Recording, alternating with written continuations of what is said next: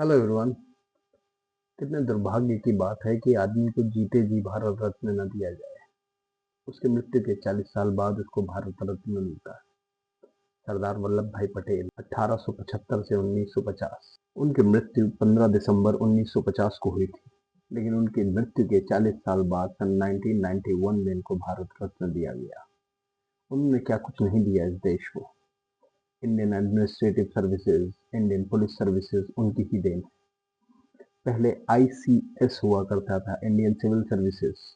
उसको पार्लियामेंट के मेंबर्स ने नकार दिया था, ये कहते हुए कि वो ब्रिटिश की लेगेसी है। लेकिन सरदार वल्लभ भाई पटेल ने उसको दोबारा रिज्यूम किया, उसके फेवर में वोट किया और ये बोला कि इंडियन एडमिनिस्ट्रेटिव सर्विसेज और इंडियन पुलिस सर्विसेज हमारे देश के लिए कितनी जरूरी है। उनका एक भाषण जो उस समय संसद में था, और वो ये कहते हैं कि these people are instrument, remove them and I see nothing but a picture of chaos all over the country।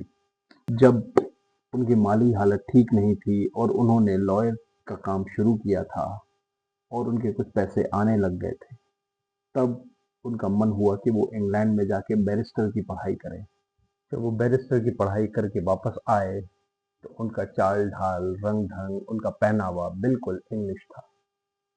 लेकिन खेड़ा सत्याग्रह जैसे आंदोलन ने उनकी दिशा और सोच ही बदल दी। जब अंग्रेजों ने लैंड रेवेन्यू कम करने से इनकार कर दिया, उसके बाद खेड़ा सत्याग्रह जो कि उन्होंने गांधी जी के साथ मिलकर किया, उसमें उन्होंने वो वेस्टर्न पहनावा त्याग दिया और धोती और कुर्ते पे आ गए, या कहें धोती और शर्ट पे आ गए।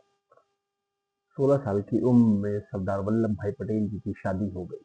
शादी हुई जावेर बाई नाम की एक लड़की से। लेकिन जब वो 33 साल के हुए तो जावेर बाई का देहांत हो गया, लेकिन उन्होंने दोबारा शादी नहीं करी। अपने 2 बच्चों के साथ आगे की जिंदगी जीने का फैसला किया। पहले छोड़ा उन्होंने वेस्टर्न पहनावा, फिर उसके बाद नॉन कोऑपरेशन मूवमेंट के दौरान उन्होंने अपनी वकालत की प्रैक्टिस भी छोड़ दी और वो पूरी तरीके से हिंदुस्तान की आज़ादी की लड़ाई में शामिल हो गए। 15 अगस्त 1947 को हिंदुस्तान को आज़ादी मिली जरूर थी, लेकिन ये जिम्मेदारी कि 562 देशों को एक मुल्क बनाना है, इंडिया के अंदर लाना है, ये किसी और के बस की बात नहीं थी। ये काम दिया गया था सिर्फ और सिर्फ सरदार वल्लभ भाई पटेल को, और वो उन्होंने पूरा करके भी दिखाया। 15 अगस्त 1947 को आज़ादी मिलने के साथ सारे स्टेट्स एक हिंदुस्तान बन चुके थे, सिवाय हैदराबाद, जूनागढ़ और जम्मू कश्मीर के, जो कि आगे चल के जूनागढ़ अक्टूबर 1947 में और हैदराबाद सितंबर 1948 में इंडिया में शामिल हो गया। लेकिन चूंकि नेहरू जी डायरेक्टली जम्मू एंड कश्मीर का काम देख रहे थे राजा हरि सिंह के साथ मिलकर, तो वो एक अलग पेनफुल कहानी है।